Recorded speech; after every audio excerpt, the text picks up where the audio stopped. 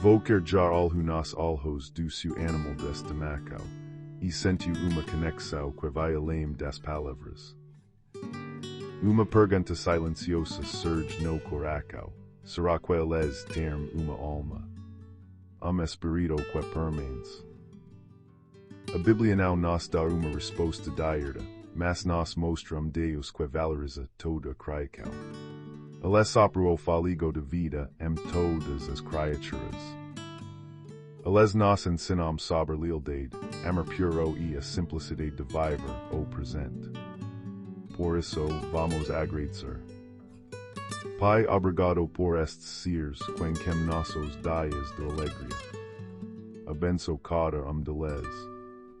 Que possamos aprender com su amor incondicional. Se você também sente esse amor profundo, comente o nome do seu companheiro de jornada e se inscreva para mais momentos de paz como este.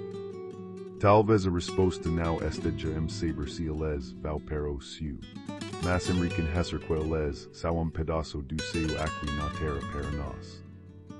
Na imensidão do amor de Deus, cada vida tem propósito. Que essa certeza acalme o seu coração.